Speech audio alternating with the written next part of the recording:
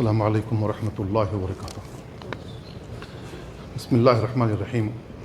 الحمد للہ رب العالمین والصلاة والسلام علی اشرف الانبیاء والمرسلین نبینا محمد وعلی آلہ وصحبہ اجمعین، اما بعد فاعوذ باللہ من الشیطان الرجیم۔ وَلَقَدْ أَرْسَلْنَا مِن قَبْلِكَ فِي شِيَعِ الْأَوَّلِينَ وَمَا يَأْتِيهِم مِّن رَّسُولٍ إِلَّا كَانُوا بِهِ يَسْتَهْزِئُونَ۔ برادران اسلام اور عزیز بھائیو، قرآن کریم کی جو آیت پڑھی گئی اس میں اللہ رب العالمین نے بیان فرمایا، اے نبی، ہم نے آپ سے پہلے جو امتیں گزری ہیں ان میں رسول بھیجے ہیں، ان کے پاس جب کوئی رسول آ جاتا تو وہ ان کا استہزاء کرتے تھے، ان کے ساتھ ٹھٹھا کرتے، ان کا مذاق اڑاتے تھے۔ كَذَلِكَ نَسْلُكُهُ فِي قُلُوبِ الْمُجْرِمِينَ۔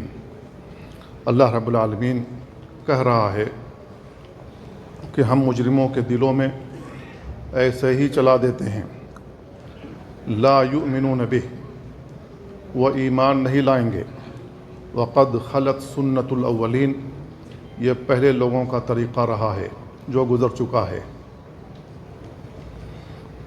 ان آیتوں پر آپ غور کریں، اللہ رب العالمین کہہ رہا ہے کہ جتنے بھی رسول آئے ہیں ان کا مذاق اڑایا گیا، اور ان پر جو ایمان لانے والے کمزور لوگ تھے ان کا بھی مذاق اڑایا گیا، ان کے ساتھ بھی ٹھٹھا کیا گیا۔ یہ طریقہ کار رہا ہے جو زمانے قدیم کے جو مجرمین تھے ان کا یہ طریقہ کار رہا ہے، اور آج بھی یہ طریقہ کار موجود ہے، یہ ختم نہیں ہوا ہے۔ آج بھی کفار مسلمانوں کا مذاق اڑانے میں کوئی کسر نہیں چھوڑتے، کبھی ان کی تعلیم کی کمی کا طعنہ دے کر، کبھی ان کی کمزوری کا طعنہ دے کر، کبھی ان کے جو تعلیمی معیار ہے اس کی کمی کا طعنہ دے کر، کبھی مسلم ممالک ہوں تو ان کی کمزوری جس ناحیے سے بھی ہو، اقتصادی ناحیے سے ہو، دفاعی ناحیے سے ہو یا کسی اور ناحیے سے، اس کو کمتر دکھاتے ہیں۔ کمتر دکھا کر مذاق اڑانا ان کا شیوا بن گیا ہے۔ اللہ رب العالمین نے اس سلسلے میں ہمارے لیے کیا ہدایات بیان فرمائی ہیں، بحیثیت مسلمان ہونے کے ہمیں کیا کرنا چاہیے آپس میں، اور اگر کفار مسلمانوں کے ساتھ یا مومنوں کے ساتھ ایسا کر رہے ہیں تو ہمیں کیا کرنا چاہیے، قرآن و سنت کی روشنی میں اسی کی وضاحت کرنے کی کوشش کروں گا۔ جو لوگ مومنوں کے ساتھ مذاق اڑاتے ہیں، ان کے ساتھ ٹھٹھا کرتے ہیں، تو ان کے دلوں میں گھمنڈ ہے، تکبر ہے۔ کس چیز کا گھمنڈ ہے؟ پیسوں کا گھمنڈ ہوگا، دفاعی ناحیے سے گھمنڈ ہوگا، یا حکومتی املاک پر قبضہ ہونے کا گھمنڈ ہوگا، یا مختلف طریقے ہو سکتے ہیں جس پر انہیں گھمنڈ حاصل ہوگا۔ تو یہ جو گھمنڈ ہے، کبر ہے، اللہ رب العالمین اس کو پسند نہیں کرتا، چاہے وہ مومن ہو، مسلمان ہو یا کافر ہو، کسی سے بھی پسند نہیں کرتا۔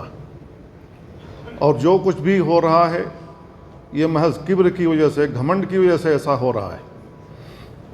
مسلمان آپس میں گھمنڈ نہ کریں، تکبر نہ کریں، اور کافر کسی کے اوپر بھی نہ کریں۔ اگر کوئی شخص ایسا کرتا ہے تو اللہ رب العالمین اسے تباہ و برباد کر دیتا ہے۔ اللہ تعالیٰ کی لاٹھی آتی ہے، اس کے سر کو پھوڑ دیتی ہے، اس کا جو گھمنڈ ہے اسے چکنا چور کر دیتی ہے، پھر اسے سمجھ نہیں آتا کہ یہ ڈنڈا ہمارے اوپر کیسے پڑ گیا ہے، پھر وہ آپس میں ایک دوسرے کو ملامت کرتے پھرتے ہیں، تیری کمزوری ہوگی، تیری کمزوری ہوگی، جبکہ اللہ رب العالمین کی لاٹھی ہوتی ہے جو ان کے اوپر برس جاتی ہے۔ تو یہ جو تکبر ہے، کبر ہے، گھمنڈ ہے،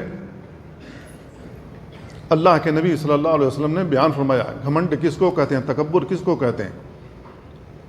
آپ نے بیان فرمایا الکبر بطر الحق وغمط الناس، کبر گھمنڈ یہ ہے کہ حق بات جب آ جائے اسے قبول نہ کیا جائے اور لوگوں کو حقارت کی نگاہ سے دیکھا جائے۔ یہ دونوں چیزیں ضروری ہیں گھمنڈ کے اندر، کبر کے اندر۔ اور اللہ رب العالمین کسی کے اندر بھی یہ کبر موجود ہو اس کو پسند نہیں کرتا ہے، کیونکہ جو کبر ہے یہ اللہ رب العالمین کی صفت ہے۔ حدیث قدسی میں اللہ کے نبی صلی اللہ علیہ وسلم بیان فرماتے ہیں کہ اللہ رب العالمین کہہ رہا ہے العز ازاری والکبر ردائی فمن ینازعنی فی ای واحد منہما فقد عذبتہ، عزیز ہونا میری چادر ہے، والکبر ردائی، کبریائی، بڑائی، تکبر کا ہونا یہ میرا تہبند ہے، جو بھی مجھ سے ان میں سے کسی ایک کو بھی چھیننے کی کوشش کرے گا میں اسے عذاب دوں گا۔ اللہ رب العالمین اس آدمی کو، اس انسان کو، اس قوم کو عذاب میں مبتلا کرے گا جو ان میں سے کوئی ایک چیز بھی اپنے اندر لانے کی کوشش کرے گا۔ تو کبر جو گھمنڈ ہے یہ سر چڑھ کے بولتا تو ہے، لیکن جب اللہ رب العالمین کا کوڑا برستا ہے تو سارا گھمنڈ چکنا چور ہو جاتا ہے، اسے رسوائی حاصل ہوتی ہے، ساری دنیا اس کے ساتھ نہیں کھڑی ہوتی، ساری دنیا اس کو تنہا کر دیتی ہے، پھر اسے سمجھ میں آتا ہے کہ ہم نے کیا کیا ہے، پھر وہ اپنے ماضی کی طرف لوٹنے کی کوشش کرتا ہے۔ بحیثیت مسلمان ہمارے دل میں بھی تکبر نہیں ہونا چاہیے، کیونکہ تکبر اللہ رب العالمین کی صفت ہے اور اللہ رب العالمین یہ پسند نہیں کرتا ہے کسی کے اندر بھی۔ اللہ کے نبی صلی اللہ علیہ وسلم فرماتے ہیں لا يدخل الجنت من کان فی قلبہ مثقال ذرۃ من کبر، جس کے دل میں ذرے کے برابر بھی کبر، گھمنڈ، تکبر ہوگا وہ جنت میں نہیں داخل ہوگا۔ بحیثیت مسلمان ہم جنت میں داخل ہونا چاہتے ہیں، کافروں پر اللہ تعالیٰ نے جنت حرام کر رکھی، لیکن ہم تو جنت میں جانا چاہتے ہیں۔ جب ہم جنت میں جانا چاہتے ہیں تو ہمارے دل میں تکبر نہیں ہونا چاہیے، ورنہ اللہ رب العالمین جنت سے روک دے گا۔ ایک مسلمان جتنا اللہ رب العالمین کے لیے خشوع اور خضوع اختیار کرتا ہے، کسی مسلمان کے ساتھ وہ جتنی نرمی کے ساتھ پیش آتا ہے، اللہ رب العالمین کے ساتھ جتنا وہ نرم ہوتا ہے، جتنا اپنے آپ کو ذلیل کرتا ہے اللہ رب العالمین کے سامنے، اللہ رب العالمین اس کو اتنا ہی اوپر لے جاتا ہے، اخلاقی ناحیے سے ہو، مالی ناحیے سے ہو، اطمینان و سکون کے ناحیے سے ہو، یا کسی اور ناحیے سے دیکھ لیں، اللہ رب العالمین اس کا مقام دنیا کے اندر بھی بلند کرتا ہے، آخرت کے اندر بھی اس کا مقام بلند ہوگا۔ اس لیے کسی مسلمان کے اندر تکبر جیسی چیز نہیں ہونی چاہیے۔ کافروں کا ہمیشہ سے طریقہ رہا ہے کہ وہ مومنوں کے ساتھ استہزاء کرتے ہیں، مذاق اڑاتے ہیں۔ اللہ رب العالمین نے قرآن مجید میں ذکر کیا ہے کہ یہ منافقین کی بھی صفت ہے، جو نبی کریم صلی اللہ علیہ وسلم کے زمانے کے جو منافقین تھے وہ مسلمانوں کا مذاق اڑاتے تھے، مومنوں کے ساتھ استہزاء کرتے تھے۔ وہ کہا کرتے تھے لا تنفقوا علی من عند رسول اللہ، رسول اللہ صلی اللہ علیہ وسلم کے پاس جو صحابہ کرام موجود ہیں ان پر خرچ نہ کرو۔ حتیٰ کہ یہودیوں نے اللہ رب العالمین پر الزام تراشی کر دی، انہوں نے کہا کہ تم اللہ تعالیٰ کے بڑے محبوب بندے بنتے ہو اور باور کراتے ہو کہ تم اللہ کے بڑے پسندیدہ ہو، صاحب ایمان ہو، مومن ہو، تو اتنے تم غریب کیوں ہو، اتنے مسکین کیوں ہو، لوگوں کے سامنے مانگتے پھرتے ہو، ہمارے پاس آتے ہو قرض مانگنے کے لیے۔ انہوں نے اللہ رب العالمین پر الزام تراشی کر دی۔ اور انہوں نے کہنا شروع کر دیا نحن ابناء اللہ و احباؤہ، ہم اللہ کے محبوب ترین لوگ ہیں، اللہ کے بیٹے ہیں۔ اب اللہ پر الزام تراشی کیا کی؟ اللہ کے بارے میں کہا ید اللہ مغلول ہے، اللہ کا ہاتھ جکڑا ہوا ہے۔ مسلمانوں، مومنوں، تم پر اللہ خرچہ ہی نہیں کر رہا ہے۔ اگر تم اللہ کے محبوب ہوتے تو اللہ تم پر خرچہ کرتا۔ ہم مالدار لوگ ہیں کیونکہ ہم محبوب لوگ ہیں اللہ رب العالمین کے، اس کے بیٹے ہیں۔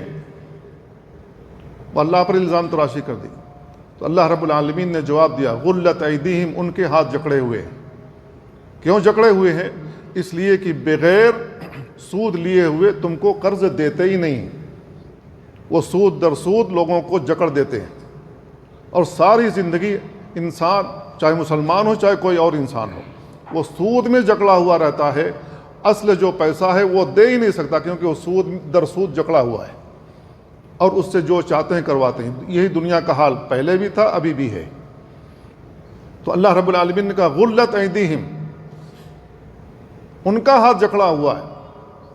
لعنوا بما قالوا، جو ان لوگوں نے اللہ کی طرف یہ بات منسوب کی ہے، اس پر اللہ رب العالمین نے ان پر لعنت کر دی۔ لعنت کا مطلب اللہ رب العالمین نے ان کو اپنی رحمت سے دور کر دیا ہے، اور اللہ رب العالمین ان کو عذاب ضرور دے گا۔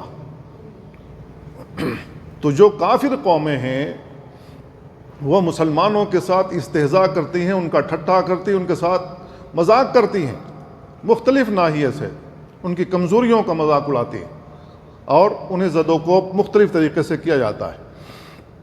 اللہ رب العالمین نے کہا الذین یلمزون المتطوعین من المؤمنین فی الصدقات والذین لا یجدون الا جہدہم فیسخرون منہم سخر اللہ منہم ولہم عذاب علیم۔ وہ لوگ جو منافق ہیں، مسلمانوں پر طعنہ زنی کرتے ہیں، جو دل کھول کر اللہ کی راہ میں خرچ کرتے ہیں۔ مومن اللہ کی راہ میں خرچ کرتے ہیں، لیکن یہ نہیں خرچ کرتے ہیں۔ والذین لا یجدون الا جہدہم، اور ان لوگوں پر جنہیں سوائے اپنی محنت مزدوری کے اور کچھ میسر نہیں، جو کچھ محنت مزدوری کرتے ہیں وہ کماتے ہیں اور اسی میں سے اللہ کی راہ میں خرچ بھی کرتے ہیں۔ فیسخرون منہم، تو یہ منافقین ان کے ساتھ سخریہ کرتے ہیں، استہزاء کرتے ہیں، مذاق اڑاتے ہیں۔ سخر اللہ منہم، تو جواباً اللہ رب العالمین ان کا بھی مذاق بنا دیتا ہے۔ وَلَهُمْ عَذَابٌ علیم، ان کے لیے دردناک عذاب ہے۔ دو باتیں اللہ نے اس آیت میں کہی ہیں۔ اگر یہ مومنوں کا مذاق اڑاتے ہیں تو اللہ رب العالمین بھی ان کا مذاق بنا دیتا ہے، اور ان کے لیے آخرت میں دردناک عذاب ہوگا۔ دو چیزیں ہر حال میں انہیں لاحق ہوں گی۔ تو اللہ رب العالمین نے یہ بات کہ مومنوں کے ساتھ ٹھٹھا ہوتا ہے، مذاق اڑاتے ہیں یہ لوگ، بہت سی آیتوں میں بیان فرمایا ہے۔ ایک آیت میں بیان فرمایا ان الذین اجرموا کانوا من الذین آمنوا یضحکون، جن لوگوں نے جرم کیا ہے وہ مومنوں کے ساتھ ہنسی کرتے ہیں، مذاق اڑاتے ہیں، ان کا ٹھٹھا کرتے ہیں۔ آپ دیکھ لیں، نبی کریم صلی اللہ علیہ وسلم مکہ میں 13 سال رہے، صبر کرتے رہے۔ 3 سال سوشل بائیکاٹ، مکمل بائیکاٹ، حتیٰ کہ کوئی پانی بھی لے کر کے جاتا تھا ان کو پلانے کے لیے تو ان کے مشکیزے کو مار کر توڑ دیا جاتا تھا، پھوڑ دیا جاتا تھا، تاکہ پانی گر جائے اور انہیں پانی بھی نہ ملو۔ تو مسلمانوں کے جو بچے ہوتے تھے وہ بلکتے تھے، روتے تھے، چیختے تھے، چلاتے تھے۔ کھانے پینے کی چیزیں ان تک نہیں پہنچنے دی جاتی تھیں تو پتے چبا کر کے اس میں سے جو پانی نکلتا تھا وہ ان کے جسم کا پانی بنتا تھا۔ زمزم کا کنواں وہیں موجود تھا لیکن زمزم کا پانی بھی نہیں لینے دیا جاتا تھا۔ 3 سال مسلسل بائیکاٹ۔ تو یہ لوگ جب مومنوں کے بچے، مسلمانوں کے بچے روتے تھے، بلبلاتے تھے، چیختے چلاتے تھے تو وہ لوگ ہنسی کرتے تھے، پیچھے سے ان کا مذاق اڑاتے تھے۔ واپس آ جاؤ اپنے دھرم میں، دھرم پریورتن کر لو، پھر ویسا ہی ہو جاؤ گے جیسے ہم ہیں، ورنہ ایسے ہی عذاب میں مبتلا رہو گے۔ نبی کریم صلی اللہ علیہ وسلم صبر کرتے رہے، تمام مومن مسلمان صبر کرتے رہے۔ یہ مومنوں اور مسلمانوں کا طریقہ رہا ہے۔ پھر اللہ رب العالمین نے انہیں اس پریشانی سے نکالا یا نہیں نکالا؟ 13 سال برداشت کرنے کے بعد جب مدینہ گئے ہیں تو مدینہ میں بھی مسلمانوں مومنوں کو، نبی کریم صلی اللہ علیہ وسلم کو چین سے بیٹھنے نہیں دیا گیا، مدینہ کو اکھاڑ پھینکنے کی ہر ممکن کوشش کی گئی، چاہے غزوہ بدر ہو، غزوہ احد ہو، خندق ہو۔ 5 سال، 6 سال میں صلح ہو گئی۔ نبی کریم صلی اللہ علیہ وسلم دفاعی جنگ لڑتے رہے۔ 6 سال کے بعد اللہ رب العالمین نے اجازت دی، اب ان کے ملکوں میں جاؤ اور ان کے اوپر ہتھیار چلاؤ، اپنی فوجیں لے کر جا کر کے تہس نہس کر دو۔ تو یہ جو کفار ہیں ان کا شیوا رہا ہے پہلے بھی اور آج بھی، وہ مومنوں کا ٹھٹھا کرتے ہیں، ان کا مذاق اڑاتے ہیں، ان کی کمزوری کا فائدہ اٹھاتے ہیں۔ اللہ رب العالمین دوسری آیت میں کہہ رہا ہے زُيِّنَ لِلَّذِينَ كَفَرُوا الْحَيَاةُ الدُّنْيَا وَيَسْخَرُونَ مِنَ الَّذِينَ آمَنُوا، جن کے لیے دنیاوی زندگی مزین کر دی گئی ہے، جن کافروں کے لیے دنیاوی زندگی مزین کر دی گئی ہے، وہ مومنوں کے ساتھ مذاق کرتے ہیں، مومنوں کا سخریہ کرتے ہیں، ان کا مذاق اڑاتے ہیں۔ تو میرے بھائیوں، چاہے کمزوری کی وجہ سے، مال نہ ہونے کی وجہ سے، مالی کمزوری کی وجہ سے کوئی کسی کا سخریہ کرتا ہے، مذاق اڑاتا ہے، تو میرے بھائیوں ہمیں یہ سمجھنا چاہیے کہ یہ مال تو اللہ رب العالمین کا عطا کردہ ہے، جس کو چاہتا ہے مالدار بناتا ہے، جس کو چاہتا ہے غریب بناتا ہے۔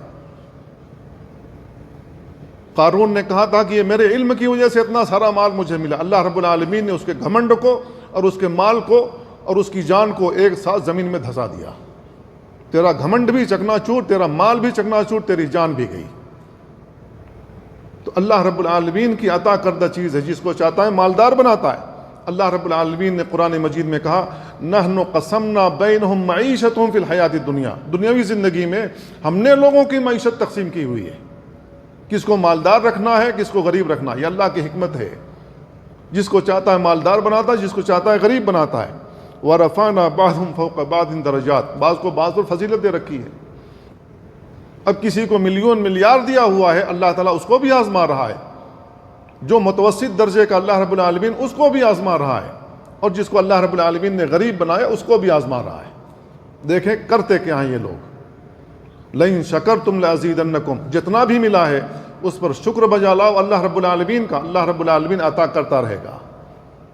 دل کا سکون، دل کا اطمینان باقی رہے گا، گھر کے اندر سکون اور چین میسر ہوگا، اور اللہ رب العالمین تمہیں عطا کرتا رہے گا۔ اس طریقے سے تمہاری دنیاوی زندگی ختم ہو جائے گی، پھر آخرت کے لیے تیار ہو جاؤ گے۔ بہت زیادہ مالداروں کی طرف دیکھو گے تو تمہارے دل کے اندر بھی حسرت آئے گی، تمہارا دل کمزور ہوگا، وہاں تک نہیں پہنچ سکو گے، یا تو چوری کرو گے، یا ڈاکہ ڈالو گے، یا کسی کا قتل کرو گے، یا اپنے آپ کو ایسا بنا دو گے سوچ سوچ کر کے کہ مریض ہو جاؤ گے، خود علاج بھی نہیں کر سکو گے، اسی طریقے سے دنیا چھوڑ جاؤ گے۔ یہی حاصل ہوگا۔ تو میرے بھائیو، یہ اللہ رب العالمین جس کو چاہتا ہے عطا کرتا ہے۔ ان ربی یبسط الرزق لمن یشاء من عبادہ ویقدر لہ، میرا رب وہ ہے جو جس کے لیے چاہتا ہے اپنے بندوں میں سے رزق وسعت کر دیتا ہے اس کے لیے، اور جس کے لیے چاہتا ہے اس کے لیے کم کر دیتا ہے۔ تو یہ اللہ رب العالمین کی عطا ہے، جس کو چاہے دے دے، جس کو چاہے نہ دے۔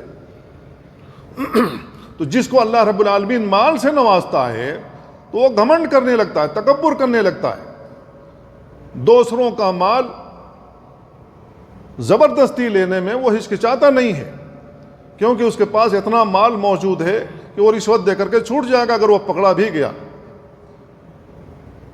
تو اس کے اندر گھمنڈ آتا ہے۔ اس سے ہمیں بچنا چاہیے۔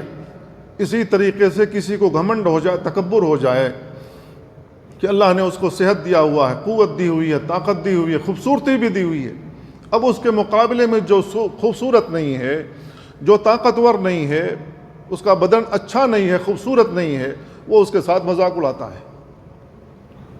اب یہ ہم لوگوں کے ساتھ بھی ہے، دوسرے لوگوں کے ساتھ بھی ہے، تو اس کے اندر بھی تکبر نہیں ہونا چاہیے۔ بچے کئی طرح کا پیدا ہوتے ہیں، ان کے اندر اگر یہ اچھا، یہ برا، یہ خوبصورت، یہ غیر خوبصورت، بھائیوں کے دلوں میں یہ پیدا ہوگا کہ یہ مجھ سے خوبصورت ہے، میں اس سے خوبصورت نہیں ہوں، بھائیوں کے دلوں میں تنگی پیدا ہوگی۔ تو یہ جو مفاضلت کرائی جاتی ہے یہ بھی درست نہیں ہے، قطعاً درست نہیں ہے۔ کیوں؟ اس لیے کہ اللہ رب العالمین لوگوں کی جیسی چاہتا ہے صورت بناتا ہے۔ اگر آدمی کو خود اپنی صورت بنانا آتا تو بنا سکتا تھا، لیکن اللہ رب العالمین نے یہ اختیار کسی کو نہیں دیا۔ اللہ رب العالمین جیسی چاہتا ہے، جس کی جیسی چاہتا ہے ویسی صورت بناتا ہے، ویسا جسم بناتا ہے۔ اگر کوئی کسی کے اوپر ایسی بھپتیاں کستا ہے تو اللہ رب العالمین کے اس فعل پر، اس عمل پر وہ اعتراض کر رہا ہے کہ اللہ اس کو خوبصورت کیوں بنایا، مجھ کو کیوں نہیں بنایا۔ گویا کہ اللہ رب العالمین کی اس فعل پر اسے اعتراض ہے، اور یہ نہیں ہونا چاہیے۔ کسی بھی صورت میں اس طریقے کا عمل ہم مسلمانوں سے ایک دوسرے کے خلاف نہیں سرزد ہونا چاہیے، اور کافروں کے ساتھ بھی نہیں ہونا چاہیے، کیونکہ ایسا کرنے سے دشمنیاں بڑھتی ہیں، ایک کھائی بن جاتی ہے لوگوں کے درمیان، اور لوگ انتقام لینے پر تل جاتے ہیں۔ اللہ رب العالمین کے نزدیک بہترین انسان وہ ہے جو متقی ہے، پرہیزگار ہے۔ یہ اللہ رب العالمین کے نزدیک بہترین انسان ہے۔ ان اکرمکم عند اللہ اتقاکم، اللہ رب العالمین کے نزدیک وہ انسان زیادہ بہتر ہے جو متقی ہے، پرہیزگار ہے۔ اللہ رب العالمین کے نزدیک معیار یہ نہیں ہے کہ کسی کا کپڑا بڑا اچھا ہو تو وہ اللہ کے نزدیک بھی اچھا ہے، کسی کا گھر بہت خوبصورت ہو، بہت بڑا ہو تو وہ اللہ کے نزدیک بہت بڑا ہے، بہت اچھا ہے۔ نہیں، یہ معیار اللہ کے یہاں نہیں ہے۔ اللہ کے یہاں اچھائی اور برائی کا جو معیار ہے وہ تقویٰ ہے، پرہیزگاری ہے۔ کون اللہ رب العالمین کی بات زیادہ مانتا ہے، اس کے حکم پر کون چلتا ہے، رسول اللہ کی کون اتباع کرتا ہے، کون نہیں کرتا ہے، یہ اللہ کے یہاں معیار ہے۔ جو جتنا اللہ رب العالمین سے ڈرنے والا، برائیوں سے بچنے والا ہو، وہ اللہ رب العالمین کے نزدیک اتنا ہی مکرم ہے، معزز ہے۔ تو ہمیں کسی کا بھی سخریہ نہیں کرنا چاہیے، کسی کا استہزاء نہیں کرنا چاہیے۔ اگر ہم کسی انسان کو دیکھیں کہ اسے آزمائش کا شکار اللہ رب العالمین نے بنا لیا ہے تو اس کے لیے دعا کرنا چاہیے، اللہ رب العالمین تو اس کو عافیت دے دے، اس کو پریشانی سے نجات دے دے، اس کو صحت مند بنا دے۔ اور اپنے لیے بھی دعا کرنا چاہیے، الحمدللہ الذی عافانی مما ابتلاہ اللہ، جس چیز کا شکار تو نے اس کو بنایا ہے، اللہ تعالیٰ میں تیری تعریف بیان کرتا ہوں کہ تو نے مجھے بچا کے رکھا ہے۔ تو اس کی شفا یابی کے لیے دعا کریں، اپنے عافیت کے لیے دعا کریں۔ تو اس طریقے سے ایک ماحول، ایک معاشرہ اچھا بنتا ہے۔ لیکن کسی کا مرض دیکھ کر اپنے دل میں کراہت محسوس کریں اور اس کو گری ہوئی نگاہ سے دیکھیں تو اس طریقے سے ایک کھائی بن جاتی ہے اس کے درمیان اور آپ کے درمیان۔ یہ اچھا معاشرہ نہیں ہے۔ عبداللہ ابن مسعود رضی اللہ تعالیٰ عنہ بیان کرتے ہیں، البلاء موکل بالقول لو سخرت من کلب لخشیت ان احول کلبا، اگر میں کسی کتے کا بھی مذاق اڑاؤں، سخریہ کروں، کسی نے مار دیا ہو، وہ اس کی ٹانگیں ٹوٹ گئی ہو، گھسٹ کے چلتا ہو مثلا، اگر میں اس کے ساتھ مذاق اڑاؤں، اس کا مذاق اڑاؤں، اس کا سخریہ کروں، تو مجھے اللہ سے ڈرنا چاہیے۔ میں اللہ رب العالمین سے ڈرتا ہوں کہ اللہ رب العالمین کہیں مجھے بھی کتا نہ بنا دے۔ یہ عبداللہ ابن مسعود رضی اللہ تعالیٰ عنہ بیان کرتے ہیں۔ تو ہم کسی انسان کے ساتھ سخریہ کرتے ہیں، مذاق اڑاتے ہیں، یہ تو اور بھی خطرناک ہے۔ وہ جانور کے بارے میں ایسا کہہ رہے ہیں۔ لہذا ہمیں کسی کا مذاق اڑا کر اسے کمتر دکھانے کی کوشش نہیں کرنی چاہیے۔ اگر ہم کمتر کسی کو دکھاتے ہیں، کسی کا سخریہ کرتے ہیں، مذاق اڑاتے ہیں، اللہ کے نبی صلی اللہ علیہ وسلم بیان فرماتے ہیں، جب آپ سے پوچھا گیا کہ افضل ترین عمل کیا ہے تو اللہ کے نبی صلی اللہ علیہ وسلم بیان فرمایا، مؤمن فی شعب من الشعاب یعبد اللہ، ایسا مومن زیادہ بہتر ہے جو کسی گھاٹی میں چلا جائے، وہاں اللہ کی عبادت کرتا رہے، وَيَدْعُ النَّاسَ مِن شَرِّهِ، اور اپنے شر سے لوگوں کو محفوظ رکھے۔ اچھا انسان ہے۔ اگر ہم اپنے شر سے لوگوں کو محفوظ رکھتے ہیں تو ہم اپنے اوپر صدقہ کر رہے ہیں۔ اللہ رب العالمین اس عمل کی وجہ سے صدقے کا ثواب دیتا ہے۔ اللہ کے نبی صلی اللہ علیہ وسلم بیان فرماتے ہیں، تکف الشر عن الناس، اپنے شر سے لوگوں کو محفوظ رکھو، فإنها صدقۃ منک علی نفسک، یہ تمہارے اپنے نفس کے اوپر صدقہ کرنے کی طرح ہے۔ گویا کہ ہم نے اپنے نفس کے اوپر صدقہ کیا، صحیح مسلم کی روایت ہے۔ تو میرے بھائیو، کسی بھی مسلمان کا کوئی سخریہ کرے، کوئی مذاق اڑائے، چاہے کافر مذاق اڑائے، چاہے کوئی مسلمان مذاق اڑائے، تو ہمیں ان نبیوں کی طرف دیکھنا چاہیے جن کا مذاق اڑایا گیا تھا۔ نوح علیہ السلام کا مذاق اڑایا گیا، نوح علیہ السلام کشتی بنا رہے تھے، اللہ رب العالمین کے حکم سے کشتی بنا رہے تھے، 950 سال تک کہتے رہے جن کی تم عبادت کرتے ہو وہ تمہارے نیک لوگ تھے، ان کے سامنے چڑھاوے کیوں چڑھاتے ہو، ان کے سامنے رکوع کیوں کرتے ہو، ان کے سامنے سجدہ کیوں کرتے ہو، ان کی عبادت کیوں بجا لاتے ہو؟ تو قوم یہی کہتی تھی کہ لا تذرن آلہتکم ولا تذرن ودن ولا سوان ولا یغوث ویعوق ونسرا، یہ پنجتن پاک ان کو نہیں چھوڑنا، یہی تمہارے معبود ہیں۔ قوم یہ کہتی رہی، نوح علیہ السلام کہتے رہے کہ بھائی ان کی عبادت مت کرو، اس کی عبادت کرو جن کی یہ عبادت کیا کرتے تھے۔ نوح علیہ السلام کو حکم ہوا کشتی بنائے، نوح علیہ السلام کشتی بنانے لگے، یہی قوم آ کر ان کے ساتھ مذاق کرتی رہی، اے نوح آپ یہ جو کشتی بنا رہے ہیں کیا یہ ریت میں چلے گی یا اڑے گی، کیا کرے گی؟ وہ مذاق اڑاتے رہے۔ اللہ رب العالمین نے کہا سخروا من، قوم نے ان کے ساتھ مذاق کیا، قال ان تسخروا منا فانا نسخر منکم، نوح علیہ السلام نے کہا اگر تم آج میرے ساتھ ہمارے ساتھ مذاق کرتے ہو، کل ہم تمہارا ٹھٹھا کریں گے جیسا کہ تم ہمارے ساتھ ٹھٹھا کر رہے ہو۔ فسوف تعلمون من یاتیہ عذاب یخزیہ، اللہ کا جب عذاب آئے گا تو کون رسوا ہوگا تم جان لو گے اس دن۔ وَيَحِلُّ عَلَيْهِ عَذَابٌ مُقِيمٌ، دائمی عذاب آئے گا، ایسا عذاب جس سے تم بچ نہیں سکو گے۔ عذاب کی دھمکی دی، تمام نبیوں نے عذاب کی دھمکی دی، جب جب عذاب کی دھمکی دی جاتی تھی اگر ایمان نہیں لاؤ گے، اللہ کی وحدانیت قبول نہیں کرو گے، رسول کی رسالت پر ایمان نہیں لاؤ گے، جن چیزوں سے منع کرے نہیں چھوڑو گے، اللہ کا عذاب آئے گا۔ قوم کہتی تھی کہاں ہے وہ عذاب، لاؤ ہمارے اوپر، ہم عذاب دیکھنا چاہتے ہیں اپنی آنکھوں سے۔ میرے بھائیو، اللہ کا عذاب آتا ہے، لوگوں کو محسوس ہونا چاہیے کہ اللہ کا عذاب ہے۔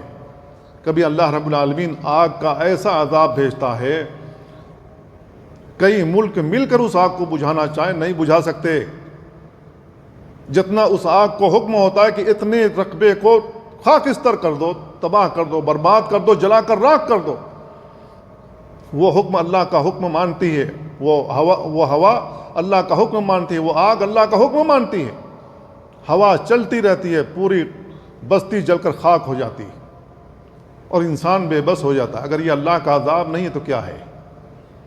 اللہ کا عذاب آتا ہے، پوری بستی گر جاتی ہے، ملیا میٹ ہو جاتی ہے، تباہ و برباد ہو جاتی ہے، کتنے لوگ مر جاتے ہیں دب کر کے، ساری قومیں مل کر کے ساری مشینریاں لگائی ہوئی ہیں، زلزلہ آئے گا تو ہم کو پہلے سے خبر ہو جائے گی، ہم بچ جائیں گے، اپنے آپ کو بچا لے جائیں گے، لیکن جب زلزلہ آتا ہے کانوں کان خبر نہیں ہوتی ہے۔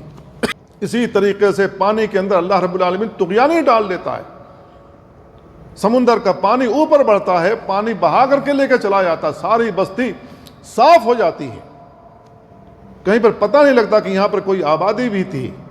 اس طریقے سے یہ طوفان صاف کر کے رکھ دیتا ہے۔ اگر یہ اللہ کا عذاب نہیں تو کیا ہے؟ کیا سمندر میں مشینریاں نہیں لگائی گئی ہیں کہ وہ سونامی آئے گا تو ہم کو پتہ لگ جائے گا؟ مشین کہاں رہ جاتی ہے؟ سارے راڈار لگے ہوئے ہیں، دشمن کی فوجیں آئیں گی ہمارے راڈار خبر کر دیں گے، لیکن وہ راڈار دھرے کے دھرے رہ جاتے ہیں، جب اللہ رب العالمین کی طرف سے کوڑا برستا ہے تو وہ سب تباہ ہو جاتے ہیں۔ تو ہمیں اللہ رب العالمین کی پکڑ سے بچنا چاہیے۔ مسلمانوں کا مذاق اڑانا ایسے ہی ہے جیسا کہ اللہ رب العالمین کی قوت کو دعوت دینا، اللہ رب العالمین کی غضبناکی کو دعوت دینا۔ مسلمانوں کا خون اتنا سستا نہیں ہے، مسلمانوں کا خون اگر ناحق زمین کے اوپر گرتا ہے اللہ رب العالمین جلال میں آتا ہے، انتقام لیتا ہے مومنوں کا۔ اسی وجہ سے سورہ عنکبوت میں اللہ رب العالمین نے نوح علیہ السلام کے سلسلے میں کہا فَأَخَذَهُمُ الطُّوفَانُ وَهُمْ ظَالِمُونَ، پانی کا طوفان آیا، ان ظالموں کو بہا کر لے کے چلا گیا، حتیٰ کہ نوح علیہ السلام کا بیٹا جو ان کے اوپر ایمان نہیں لایا تھا آنکھوں کے سامنے ڈوب گیا۔ نوح علیہ السلام کہتے رہے ان ابنی من اہلی وان وعدک الحق وانت ارحم الراحمین، میرا بیٹا میرے گھر والوں میں سے ہے اور تو رحم کرنے والوں میں بہت زیادہ رحم کرنے والا ہے۔ اللہ رب العالمین نے جواب میں کیا کہا؟ اللہ رب العالمین نے کہا انہ لیس من اہلک انہ عمل غیر صالح، وہ آپ کے گھر والوں میں سے نہیں، کیونکہ اس کا عمل ٹھیک نہیں ہے، ٹھیک عمل نہیں ہے۔ کیا کہتا ہے وہ بچہ؟ نوح علیہ السلام کا بیٹا کر رہا تھا جودی پہاڑ ہے میں اس پر چلا جاؤں گا میں بچ جاؤں گا، وہ مجھے بچا لے گا۔ اللہ رب العالمین نے پہلے ہی خبردار کیا تھا اللہ کا عذاب آئے گا تو کوئی نہیں بچ سکے گا، اور یہ کہہ رہا تھا میں جودی پہاڑ پر چلا جاؤں گا بچ جاؤں گا۔ نوح علیہ السلام کے سامنے بیٹا ڈوب گیا، کیا کر سکے؟ کچھ نہیں کر سکے۔ اگر ایک نبی اپنے بیٹے کے لیے کچھ نہیں کر سکتا ہے، اپنے بیٹے کو نہیں بچا سکتا ہے، تو پھر وہ کس کو بچائے گا؟ ایک ولی کیا کر سکتا ہے، کس کو بچا سکتا ہے؟ ولی کی درگاہوں پر جا کر کے ہم ماتھے ٹیکتے ہیں، شرک میں مبتلا ہوتے ہیں، ان کی دہائی دیتے ہیں، ان کے سامنے چڑھاوے چڑھاتے ہیں اپنے آپ کو بچانے کے لیے۔ ایک نبی آنکھوں کے سامنے ان کا بیٹا ڈوب گیا، وہ کچھ نہیں کر سکے، یہ ولی کیا کر سکتا ہے؟ کچھ نہیں کر سکتا۔ میرے بھائیو، اللہ کا عذاب آئے گا، نہیں بچ سکتا کوئی بھی۔ ہود علیہ السلام کی قوم نے ان کے ساتھ ٹھٹا کیا، مذاق اڑایا۔ ہود علیہ السلام سمجھاتے رہے جن کی تم عبادت کرتے ہو اللہ کو چھوڑ کر وہ معبود حقیقی نہیں ہیں، حقیقی معبود تنہا اللہ رب العالمین ہے، اس کی عبادت کیوں نہیں کرتے؟ اور انہوں نے کہا کہ آپ باز نہیں آئے تو ہم آپ کے ساتھ یہ کریں گے یہ کریں گے۔ اللہ رب العالمین نے کہا وَلَمَّا جَاءَ أَمْرُنَا، جب ہمارا حکم آ گیا، اللہ رب العالمین کا عذاب کا حکم آ گیا، نَجَّيْنَا هُودًا وَالَّذِينَ آمَنُوا مَعَهُ، تو ہم نے ہود علیہ السلام کو نجات دی اور ان لوگوں کو نجات دی جو ان کے اوپر ایمان لانے والے لوگ تھے۔ برحمت منا، یہ ہماری رحمت تھی، ہماری رحمت کا سایہ تھا، ہم نے ان پر رحم کرتے ہوئے ان لوگوں کو نجات دی۔ وَنَجَّيْنَاهُم مِّنْ عَذَابٍ غَلِيظٍ، ہم بڑے سخت عذاب سے ان لوگوں کو بچا لیا۔ وَتِلْكَ عَادٌ جَحَدُوا بِآيَاتِ رَبِّهِمْ، غور کریے آیات پر، یہ قوم عاد تھی جنہوں نے اپنے رب کی آیات کو ٹھکرایا، اس کا انکار کیا۔ وَعَصَوْا رُسُلَهُ، اس کے رسولوں کی نافرمانی کی۔ وَاتَّبَعُوا أَمْرَ كُلِّ جَبَّارٍ عَنِيدٍ، اور ہر سرکش جبار جتنے تھے ان کے امر کی اتباع کی۔ وَأُتْبِعُوا فِي هَذِهِ الدُّنْيَا لَعْنَةً، اللہ رب العالمین نے کہا ہم نے دنیا میں ان کے اوپر لعنت کر دی، وَيَوْمَ الْقِيَامَةِ، اور قیامت کے دن بھی۔ أَلَا إِنَّ عَادًا كَفَرُوا رَبَّهُمْ، آگاہ ہو جاؤ قوم عاد نے اپنے رب کے ساتھ کفر کیا۔ أَلَا بُعْدًا لِعَادٍ قَوْمِ ہود، ہود علیہ السلام کی قوم جو قوم عاد تھی ان کو وہ دور ہو جائیں۔ اللہ رب العالمین کا حکم آ گیا، یہ حکم آ گیا، اللہ رب العالمین نے پوری بستی کو تہس نہس کر دی۔ ان کی بستیاں، ان کے گھر تو کچھ بچے رہے لیکن ساری قوم ختم ہو گئی۔ کیا کیا اللہ رب العالمین نے؟ وَفِي عَادٍ إِذْ أَرْسَلْنَا عَلَيْهِمُ الرِّيحَ الْعَقِيمَ، ہم نے ان کے اوپر تیز و تند ہوا بھیج دی۔ ماضی قریب میں بھی تیز و تند ہوا آئی تھی، آگ کے لپیٹ میں آ گئی تھی ساری بستی خاکستر۔ ابھی چند دنوں پہلے بھی تیز ہوا آئی تھی، آگ کی لپیٹ میں ساری بستی خاکستر۔ اللہ رب العالمین نے کہا ما تذر من شیء اتت علیہ الا جعلته کالرمیم، یہ جو ہوا آئی ہے جن چیزوں کو اپنے لپیٹ میں لے لیا سب کو خاکستر کر دیا۔ یہ اللہ رب العالمین کا عذاب ہے۔ اللہ رب العالمین ہوا کے ذریعے سے بھی لوگوں کو عذاب دیتا ہے۔ نبی کریم صلی اللہ علیہ وسلم نے جنگ خندق لڑی ہے، ہم سب اس واقعے سے واقف ہیں۔ نبی کریم صلی اللہ علیہ وسلم اور آپ کی فوج پر اتنا دباؤ تھا، جنگی اتنا دباؤ تھا، حملے کا اس قدر دباؤ تھا، اللہ رب العالمین نے کہا کہ ان کے کلیجے منہ کو آ گئے۔ اس قدر پریشر تھا، جنگی پریشر تھا کہ کلیجے منہ کو آ گئے۔ نبی کریم صلی اللہ علیہ وسلم نے عصر اور مغرب کی جماعت سے نماز نہیں پڑھی، نماز ہی چھوٹ گئی، پڑھی ہی نہیں۔ ایک روایت میں ظہر، عصر اور مغرب تینوں نمازیں چھوٹیں۔ میرے بھائیو، نماز تک چھوٹ گئی نبی کریم صلی اللہ علیہ وسلم کی، اس قدر جنگی پریشر تھا، جبکہ جنگ کی حالت میں نماز معاف نہیں ہے، ہر حال میں پڑھنا ہے۔ ایک فوج دشمن کے سامنے کھڑی رہے گی، دوسری ٹکڑی نماز پڑھے گی، یہ ادھر جائیں گے وہ آئیں گے ادھر نماز پڑھنے کے لیے، لیکن دو نمازیں، تین نمازیں چھوٹ گئیں اور کوئی نماز ہی نہیں ہوئی۔ اس قدر پریشر، حملے کا پریشر اس قدر تھا، کلیجے منہ کو آ گئے۔ لیکن اللہ رب العالمین نے کیا کیا؟ خندق کے اس طرف جو مشرکین تھے، کفار تھے، اللہ تعالیٰ نے اتنی تیز آندھی چلائی کہ ان کے خیمے اکھڑ گئے، ہاڑیوں میں جو کھانے بنا رہے تھے ریت سے ان کی ہاڑیاں اٹ گئیں، ان کے جو کھانے پکانے کی چیزیں تھیں وہ سب خراب ہو گئیں، اپنا سامان پھینک کر بھاگنے پر مجبور ہوئے۔ اللہ رب العالمین نے تنہا انتقام لیا، اور ادھر خندق کی اس جانب کوئی ہوا نہیں ہے۔ خندق کتنی چوڑی تھی، جا کر مدینہ میں دیکھ لیں، بتایا گیا ہے۔ خندق کے اس جانب جدھر مومن تھے، مسلمان تھے، اللہ کے نبی تھے، ادھر کوئی ہوا نہیں، ادھر بہت تیز ہوا ہے۔ اللہ رب العالمین نے ان کو اکھاڑ کر پھینک دیا۔ یہ اللہ کا عذاب ہے۔ مومنوں کی مدد ایسے بھی آتی ہے، لیکن ہم مومن تو بنے۔ صالح علیہ السلام کے ساتھ انہوں نے ٹھٹا کیا، مذاق اڑایا ان کا۔ انہوں نے کہا یا صالح اتنا بما تعدنا ان کنت من المرسلین، اے صالح اگر آپ رسولوں میں سے ایک رسول ہیں تو جس کا آپ نے وعدہ کیا، جس عذاب کا وعدہ کیا وہ لائیے ہمارے اوپر، دیکھنا چاہتے ہیں ہم اپنی آنکھوں سے اللہ کا عذاب کیسے ہوتا ہے۔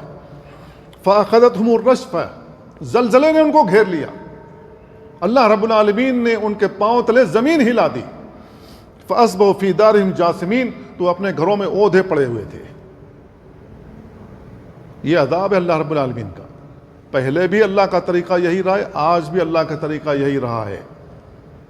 اگر ہم مومن ہیں، مسلمان ہیں، اللہ رب العالمین کے دین کی طرف نہیں پلٹتے تو ہمیں عبرت لینا چاہیے، اور اگر ہم مسلمان اپنے رب کی طرف، اپنے رسول کی طرف، دین کی طرف، سنت کی طرف نہیں پلٹتے ہیں تو اس کا مطلب یہ ہے کہ ہم نے قرآن سمجھا نہیں ہے، ہم ان سابقہ قوموں سے عبرت لینے کے لیے تیار نہیں ہیں، بلکہ ہم اپنی دنیا میں مگن ہیں۔ ہمیں قرآن پڑھنا چاہیے۔ فَتَوَلَّ عَنْهُمْ وَقَالَ يَا قَوْمِ لَقَدْ أَبْلَغْتُكُمْ رِسَالَةَ رَبِّي وَنَصَحْتُ لَكُمْ وَلَكِنْ لَا تُحِبُّونَ النَّاصِحِينَ۔ جب اللہ رب العالمین نے ان کو زلزلے میں پکڑ لیا، گھر میں عہدے منہ پڑے ہوئے تھے، تو ان سے منہ موڑ لیا اور کہا اے میری قوم کے لوگوں، لقد ابلغتکم رسالۃ ربی، میں نے اپنے رب کا پیغام تم تک پہنچا دیا تھا۔ اب تم اپنے رب کے پاس جاؤ گے بھی تو رب کے پاس کھڑے ہو کر یہ نہیں کہہ سکتے ہو کہ اللہ تیرا پیغام تو ہم تک پہنچا ہی نہیں ہے، تو ہمیں عذاب کیوں دیا؟ یہ نہیں کہہ سکتے۔ تم تک اللہ کا پیغام پہنچ چکا پھر بھی ایمان نہیں لائے تو اللہ رب العالمین نے تمہیں عذاب میں مبتلا کیا۔ وما كنا معذبین حتی نبعث رسولا، ہم کسی قوم کو اس وقت تک عذاب میں مبتلا نہیں کرتے جب تک ان میں رسول بھیج کر اتمام حجت نہ کر لیں۔ تو صالح علیہ السلام نے اتمام حجت کی، اللہ کا پیغام انہیں پہنچایا۔ فرمایا لقد ابلغتکم رسالۃ ربی، میں نے اپنے رب کا پیغام تم تک پہنچا دیا تھا۔ ونصحت لکم، اور تمہیں نصیحت کر دی تھی۔ ولکن لا تحبون الناصحین، لیکن تم لوگ نصیحت کرنے والوں کو پسند نہیں کرتے ہو، سمجھتے ہو کمزور لوگ ہیں، ان کے پاس پیسے نہیں ہیں، آ جاتے ہیں بتانے سمجھانے کے لیے، ان کا تم ٹھٹا کرتے ہو، مذاق اڑاتے ہو، اور جن چیزوں کی نصیحت کی جاتی ہے اسے نہیں لیتے ہو، سننے کی کوشش نہیں کرتے، سمجھنے کی کوشش نہیں کرتے، جان چھڑا کر بھاگنے کی کوشش کرتے ہو۔ آدھے گھنٹہ بیٹھنا پڑ جائے، بیٹھنے کی سکت نہیں ہے، لیکن ناچ گانے کی محفل ہو وہاں 4 گھنٹے بھی بیٹھنے کے لیے تیار ہیں۔ تو میرے بھائیو، اگر عبرت انسان نہیں لیتا، مسلمان نہیں لیتا، تو ہمیں سمجھنا چاہیے کہ اللہ رب العالمین کیا کیا ہم سے کہہ رہا ہے۔ اسی طریقے سے کئی آیتیں ہیں جن میں ہود علیہ السلام کا ذکر اللہ رب العالمین نے کیا ہے، صالح علیہ السلام کا ذکر کیا ہے۔ لوط علیہ السلام کی قوم نے ان کے ساتھ استہزاء کیا۔ لوط علیہ السلام کیا کہتے رہے؟ یہ جو تم مردوں کے ساتھ بدفعلی کرتے ہو اس سے باز آ جاؤ، یہ غیر فطری عمل ہے، سمجھاتے رہے لیکن نہیں مانے، ان کے اوپر بھی ایمان نہیں لائے، اللہ کی وحدانیت قبول نہیں کی، لوط علیہ السلام کی رسالت قبول نہیں کی، اور وہ سمجھاتے رہے جس برائی میں تم پھنسے ہوئے ہو وہ نہ کرو۔ اللہ رب العالمین نے کہا فما کان جواب قومہ الا ان قالوا اخرجوا آل لوط من قریتکم انہم اناس یتطہرون۔ قوم کہتی رہی کہ لوط علیہ السلام کے اوپر جو ایمان لائے ہیں، لوط علیہ السلام سمیت بستی سے ان کو نکال دو، یہ ایسے لوگ ہیں بڑے پاک باز بن رہے ہیں۔ غیر فطری عمل پر ان کو روکا جا رہا ہے، نبی روک رہا ہے، رسول روک رہا ہے، وہ کہہ رہے ہیں کہ ان کو نکال دے، بڑے پاک باز بن رہے ہیں۔ کل بھی یہی کہا جا رہا تھا، آج بھی یہی کہا جا رہا ہے، آج یہ کہا جا رہا ہے ہمارا جسم ہماری مرضی، جو چاہیں کریں اور جیسے چاہیں کریں، عورتیں عورتوں کے ساتھ شادی کریں، مرد مرد کے ساتھ شادی کریں۔ غیر فطری عمل کی طرف لوگ جا رہے ہیں، ان کو منع کیا جا رہا ہے تو تانا دیا جا رہا ہے، منع کرنے والوں کو تانا دیا جا رہا ہے۔ لوط علیہ السلام کی قوم نہیں ایمان لائی اور بدفعلی سے باز نہیں آئے، تو اللہ رب العالمین نے کہا فَأَنْجَيْنَاهُ وَأَهْلَهُ، ہم نے لوط علیہ السلام کو اور ان کے اوپر جو ایمان لانے والے لوگ تھے ان کو تو بچا لیا، إِلَّا امْرَأَتَهُ قَدَّرْنَاهَا مِنَ الْغَابِرِينَ، ہم نے ان کی بیوی کو چھوڑ دیا کیونکہ وہ پیچھے رہنے والوں میں سے ہو گئی، وہ پیچھے رہنے والوں میں سے ہو گئی، اللہ رب العالمین نے ان کو پیچھے چھوڑ دیا۔ وَأَمْطَرْنَا عَلَيْهِمْ مَطَرًا فَسَاءَ مَطَرُ الْمُنذَرِينَ، اللہ رب العالمین نے ان کے اوپر پتھروں کی بارش برسا دی۔ یہ غیر فطری عمل کی طرف جاؤ گے تو جان لو کہ اللہ رب العالمین ویسے ہی کوڑے والا عذاب نازل کرے گا، پتھروں کی بارش برسائے گا، اپنا سر چھپانے کی کوشش کرو گے نہیں بچ سکو گے، اپنی گاڑیوں میں بیٹھنے کی کوشش کرو گے کہ میرا سر بچ جائے گا، گاڑی پھوٹ جائے گی، گاڑی کے چھت پھٹ جائیں گے، نہیں بچ سکو گے، اور زیادہ اس میں ملوث ہونے کی کوشش کرو گے، اللہ رب العالمین ایسی ہوا چلائے گا تمہارے گھر کا چھت بھی اڑ جائے گا، تمہارا سر پھوڑ کر رہے گا وہ پتھر جو آسمان سے آ رہا ہے۔ اور یہ دیکھ لو قریب میں ہم نے اپنی آنکھوں سے دیکھا ہے۔ تو اللہ رب العالمین نے کہا کہ ہم نے ان کے اوپر پتھروں کی بارش برسا دی۔ اللہ رب العالمین نے کہا دوسری آیت میں وَأَمْطَرْنَا عَلَيْهِمْ مَطَرًا فَسَاءَ مَطَرُ الْمُنذَرِينَ، ہم نے ان کے اوپر بارش برسا دی، ڈرائے گئے لوگوں کے اوپر جو بارش ہم نے برسائی تھی، یہ بڑی ہی بری بارش تھی۔ ان فی ذلک لآیہ، اس میں لوگوں کے لیے نشانیاں ہیں، وما کان اکثرهم مؤمنین، لیکن اکثر لوگ ایمان نہیں رکھتے۔ تو ہمیں ان آیتوں کو پڑھنا چاہیے تاکہ ہمیں عبرت حاصل ہو۔ دوسری آیت میں اللہ رب العالمین نے کہا فَجَعَلْنَا عَالِيَهَا سَافِلَهَا، جس زمین کے اوپر وہ لوگ بستے تھے جبریل علیہ السلام کو حکم ہوا کہ ان کی بستی آسمان تک اٹھا لے جاؤ، جبریل علیہ السلام ان کی بستی آسمان تک اٹھا لے گئے، اس کو اٹھا کر پلٹ دیا وہیں سے۔ فَجَعَلْنَا عَالِيَهَا سَافِلَهَا وَأَمْطَرْنَا عَلَيْهِمْ حِجَارَةً مِّن سِجِّيلٍ، اللہ رب العالمین نے کہا ہم نے تو ان کے اوپر پتھر برسائے، پھر اس کے بعد ان کی بستی الٹوا دی۔ کیا کر لیا ان لوگوں نے؟ کس چیز کا نتیجہ یہ ہوا؟ عذاب کس چیز کا آیا؟ ان کی بدفعلی کا اور رسول پر ایمان نہ لانے کا، رسول کے احکامات کے مطابق عمل نہ کرنے کا، اللہ رب العالمین کی وحدانیت نہ تسلیم کرنے کا، توحید کے اوپر گامزن نہ ہونے کا، یہ ان کا نتیجہ تھا۔ اللہ رب العالمین نے ان کو عذاب دے دیا۔ شعیب علیہ السلام کے ساتھ بھی انہوں نے مذاق کیا، ٹھٹھا کیا، انہوں نے کہا کہ اے شعیب ہم آپ کو تو بڑا کمزور سمجھ رہے ہیں۔ اب ان کی کمزوری کا تانا دیا جا رہا ہے، مالدار نہیں تھے، کمزور تھے، کمزوری کا تانا دیا جا رہا ہے۔ قوم نے کہا کہ اگر آپ کے اوپر جو ایمان لانے والے لوگ تھے کہ یہ آپ کے ساتھ اگر نہ ہوتے تو ہم آپ کو رجم کر دیتے، پتھروں سے مار مار کر ہلاک کر دیتے۔ اس قسم کا ٹھٹھا کیا شعیب علیہ السلام کے ساتھ۔ تو اللہ رب العالمین نے کہا وَلَمَّا جَاءَ أَمْرُنَا نَجَّيْنَا شُعَيْبًا، ہم نے شعیب علیہ السلام کو نجات دی جب اللہ رب العالمین نے کہا کہ ہمارا حکم آ گیا۔ وَالَّذِينَ آمَنُوا مَعَهُ بِرَحْمَةٍ مِنَّا، اور ان لوگوں کو بھی نجات دی جو ایمان لائے تھے ان کے ساتھ، یہ ہماری طرف سے رحمت تھی۔ وَأَخَذَتِ الَّذِينَ ظَلَمُوا الصَّيْحَةُ، جنہوں نے ظلم کیا تھا اللہ کے ساتھ شرک کر کے، رسول کی رسالت پر ایمان نہیں لائے، اللہ کی وحدانیت قبول نہیں کی، اللہ رب العالمین نے کہا وَأَخَذَتِ الَّذِينَ ظَلَمُوا الصَّيْحَةُ، ہم نے ان کے اوپر چنگھاڑ، چیخ، اتنی تیز آواز پیدا کی، فَأَصْبَحُوا فِي دِيَارِهِمْ جَاثِمِينَ، وہ اپنے گھروں میں اوندھے پڑے تھے، کان کے پردے پھٹ گئے، وہ اپنے گھروں میں اوندھے پڑے تھے، سب کے سب مردہ ہو گئے۔ تو یہ بھی ایک عذاب ہے میرے بھائیوں، یہ جو جنگی جہاز ہمارے اوپر گڑگڑاتے ہوئے جو جاتے ہیں، بہت سے لوگوں کا ہارٹ اٹیک ہو جاتا ہے، یہ بھی ایک طریقے کا عذاب ہے۔ یہ جب جنگی جہاز سروں کے اوپر سے جاتے ہیں، کیا چھوٹے بچے گود میں نہیں لپٹ جاتے؟ کیا عورتیں گھر کے اندر نہیں چلی جاتی ہیں, سہم نہیں جاتے ہیں؟ جن کا دل کمزور ہوتا ہے میرے بھائی, ان کا دل بیٹھ جاتا ہے. یہ بھی ایک طریقے کا عذاب ہے. اور جب ان کے اوپر سے میزائلیں برستی ہیں اور دھماکے ہوتے ہیں تو بہت سارے جو دل کے کمزور ہوتے ہیں وہ یوں ہی مر جاتے ہیں. یہ بھی ایک طریقے کا عذاب ہے. تو میرے بھائی چنگھاڑ کا عذاب اللہ رب العالمین نے وہاں پیدا کیا تھا شعیب علیہ السلام کی قوم کے اوپر. وہی عذاب ہمارے اوپر منڈلاتا ہوا نظر آ رہا ہے. وہی عذاب چنگھاڑ کا. یہ جب جنگی جہاز 100 200 ایک ساتھ اڑیں گے, گڑگڑاہٹ کی جو آواز پیدا ہوگی, کیا ہوگا, صورتحال کیا پیدا ہوگی. اور جب ان 200 جہازوں سے میزائلیں برسیں گی ایک دوسرے کے اوپر, صورتحال کیا ہو جائے گی. یہ بھی ایک طریقے کا عذاب ہے. تو میرے بھائیو, اللہ رب العالمین نے ان کے سلسلے میں جو باتیں بیان فرمائی ہیں شعیب علیہ السلام کے سلسلے میں کہ ناپ تول میں کمی کرتے تھے اور دیگر برائیاں ان کے اندر موجود تھیں. شعیب علیہ السلام اپنی قوم کو روکتے رہے, منع کرتے رہے, قوم باز نہیں آئی. اللہ رب العالمین نے ان کو عذاب میں مبتلا کیا, تہس نہس کر کے رکھ دیا. اور جو ان کے اوپر ایمان لانے والے لوگ تھے صرف وہی بچے.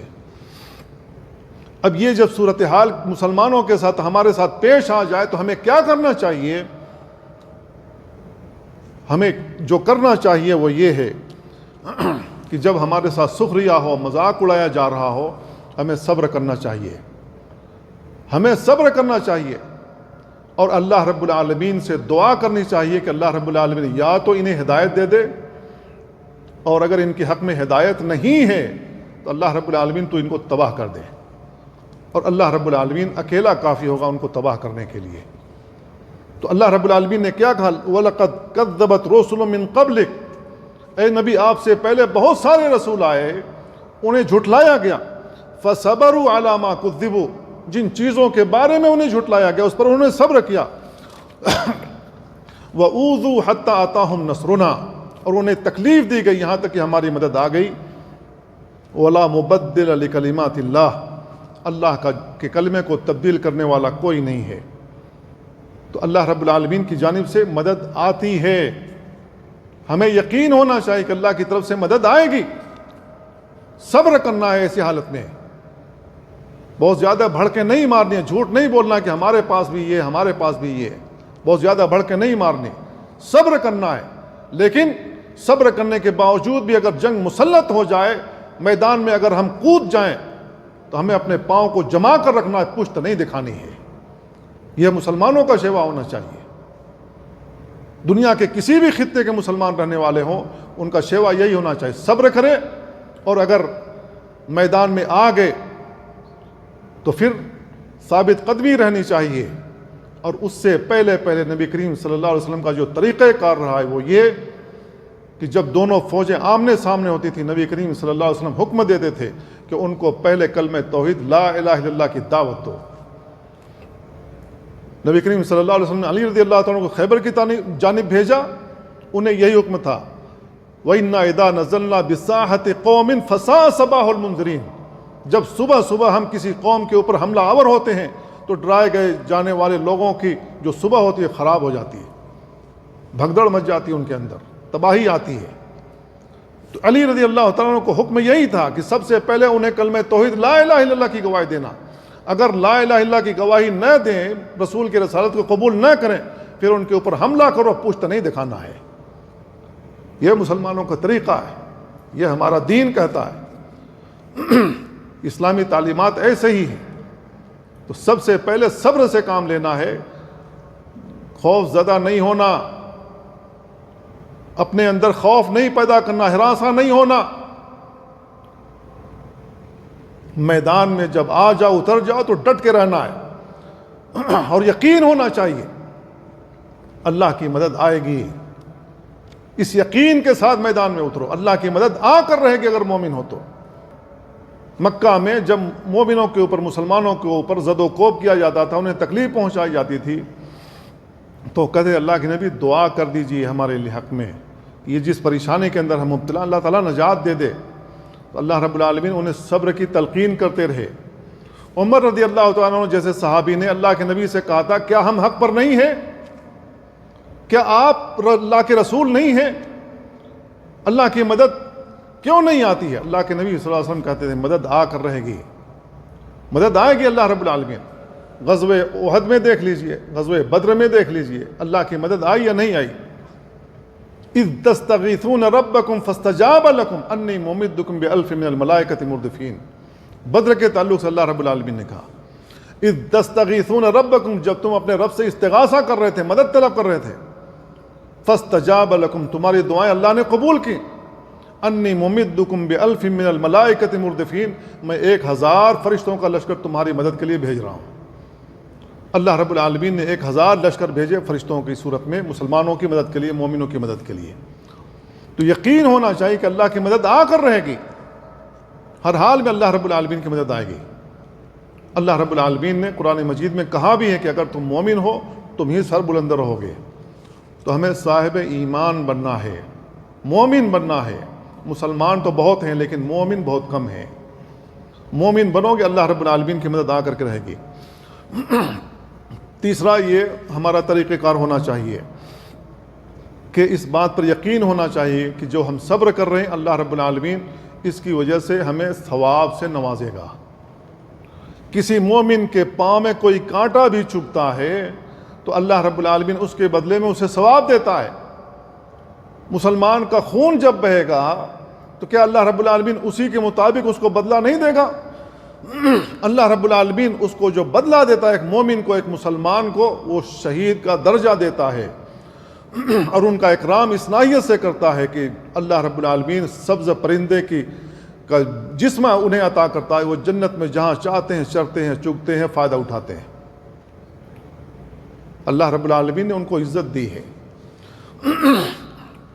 اللہ کے نبی صلی اللہ علیہ وسلم بیان فرماتے ہیں ما یصیب المؤمن من وصب ولا نصب ولا سقم ولا حزن، کسی مومن کو کوئی تکلیف دہ چیز پہنچتی ہے یا کوئی تکلیف پہنچتی ہے یا کوئی بیماری پہنچتی ہے یا غم پہنچتا ہے تو اللہ رب العالمین اس کے بدلے میں اس کی گناہیں مٹا دیتا ہے۔ یہ اللہ کے نبی صلی اللہ علیہ وسلم بیان فرماتے ہیں الا کفر بہ من سیئاتہ، اللہ رب العالمین اس کی جو برائیاں ہیں ان میں سے بہت سی برائیوں کو مٹا دیتا ہے۔ تو مسلمان کو چاہے بخار پہنچے، بخار لاحق ہو، سردی لاحق ہو یا کوئی اور بیماری جس کو وہ محسوس کرتا ہے اپنی باڈی کے اندر، اللہ رب العالمین اس کے بدلے میں اس کی گناہیں مٹاتا ہے۔ اللہ رب العالمین یہ مومن کو بدلہ دیتا ہے، کافروں کو ایسا نہیں دیتا، کافروں کے ساتھ یہ نہیں ہوگا۔ چوتھا طریقہ یہ ہے کہ اگر کوئی کسی کا استہزاء کرے، مذاق اڑائے، چاہے کافر مذاق اڑائے چاہے مومن مسلمان ہی مذاق اڑائے، تو ایسی صورت میں اللہ رب العالمین ہمیں تعلیم دیتا ہے، ہمیں حکم دیتا ہے ایسے لوگوں کے ساتھ بیٹھنا چھوڑ دو۔ اللہ رب العالمین نے کہا وَلَقَدْ نَزَّلَ عَلَيْكُمْ فِي الْكِتَابِ، اللہ رب العالمین نے کتاب میں تمہارے اوپر نازل کیا ان اذا سمعتم آیات اللہ، کہ جب تم اللہ کی آیتوں کو سنو، یکفر بہا، ان آیتوں کے ساتھ کفر کیا جائے، وَيُسْتَهْزَأُ بِهَا، یا اس کے ساتھ استہزاء کیا جائے، اس کا ٹھٹھا مذاق اڑایا جائے، فَلَا تَقْعُدُوا مَعَهُمْ، ایسے لوگوں کے ساتھ نہیں بیٹھنا، اٹھنا بیٹھنا ان کے ساتھ چھوڑ دو، حَتَّى يَخُوضُوا فِي حَدِيثٍ غَيْرِهِ، یہاں تک کہ وہ دوسری باتیں کرنے لگے۔ میرے بھائیوں، جب یہ کافر مومنوں کا مذاق اڑاتے ہیں ٹی ویوں پر بیٹھ کر کے یا کسی اور جگہ پر، ایسے لوگوں کے ساتھ مت بیٹھو، ان کا بائیکاٹ کرو اور اپنے چینلوں پر بیٹھ کر کے ان کے پوائنٹ پکڑو اور جواب دو انہیں، اللہ رب العالمین کے عذاب کو بتلاؤ کہ اللہ رب العالمین اس فعل پر یہ عذاب دیتا ہے، تاکہ انہیں عبرت حاصل ہو۔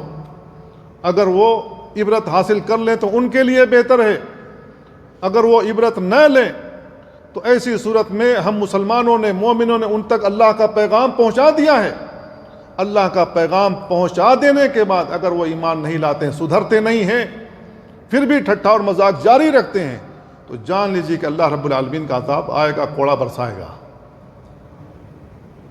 ہمارے اوپر جو واجب تھا وہ ہم نے پہنچا دیا، اب ہمارے اوپر جو لازم ہے وہ یہ ہے کہ ایسے لوگوں کے ساتھ ٹی ویوں پر ٹاک کرنے کے لیے نہیں بیٹھنا، قطعاً نہیں بیٹھنا۔ پانچواں طریقہ یہ ہے کہ ہم اپنے لیے بھی دعا کریں، ان کے لیے بھی دعا کریں۔ اگر وہ ہدایت پر آ جاتے ہیں تو الحمدللہ، یہی مطلوب ہے۔ اسلام اسی کے لیے اللہ تعالیٰ نے بھیجا ہے، لوگوں کو مسلمان بنانے کے لیے، ان کا کفر چھڑوانے کے لیے۔ تو ان کی ہدایت کے لیے دعا کرو، اور اگر ان کے لیے ہدایت نہیں لکھی ہے تو اللہ رب العالمین سے ساتھ ہی ساتھ یہ بھی دعا کرو، اللہ تعالیٰ تو زیادہ بہتر جانتا ہے ان کے لیے ہدایت لکھی ہے یا نہیں لکھی ہے۔ ہم نے تیرا پیغام تو ان تک پہنچا دیا ہے، اگر ان کے لیے ان کے حق میں ہدایت نہ لکھی ہو، اللہ تعالیٰ تو ان کو تباہ و برباد کر دے۔ زمین ایسے پلیدوں کی وجہ سے بوجھل ہو چکی ہے میرے بھائیو۔ یہ کافر یا مشرک جہاں کہیں بھی رہتے ہیں، اگر کسی جنگل میں بھی رہتے ہوں گے، وہاں جو پیڑ پودے اگے ہوئے ہیں وہ بھی ان پر بد دعا کرتے ہیں، اس سے اذیت محسوس کرتے ہیں۔ ایک مومن جہاں پہنچتا ہے، وہ اذان دیتا ہے، اللہ کی عبادت کرتا ہے، تو پیڑ پودے بھی خوش ہوتے ہیں، وہاں کے کنکر پتھر بھی خوش ہوتے ہیں۔ تو ہمارے اوپر جو واجب ہے، کم سے کم ہم وہ ادا کریں، ہم اللہ رب العالمین کا پیغام ان تک پہنچا دیں، مانے نہ مانے وہ ان کا کام ہے۔ ہم داروغہ بنا کر نہیں بھیجے گئے کہ ہماری وجہ سے ان کو ہدایت ہی حاصل ہو جائے۔ ہمیں جو کام سونپا گیا ہے، وما علینا الا البلاغ المبین، ہمارا کام یہ ہے کہ ہم کھلے طور پر لوگوں کو اللہ کا پیغام پہنچا دیں۔ ماننا نہ ماننا ان کا کام ہے، مانتے ہیں تو اپنے لیے اچھا کرتے ہیں، نہیں مانتے ہیں تو اپنے اوپر عذاب مسلط ہونے کی دعوت دے رہے ہیں۔ تو ہمارا جو کام ہے وہ دعا کرنا، اپنے لیے بھی دعا کریں، دوسروں کے لیے بھی دعا کریں۔ اللہ تعالیٰ سے دعا، اللہ ہمیں ان باتوں کو سمجھنے اور ان پر عمل کرنے کی توفیق عطا فرمائے۔ وصلی اللہ وسلم علی نبینا محمد وعلی آلہ وصحبہ اجمعین۔ السلام علیکم ورحمۃ اللہ۔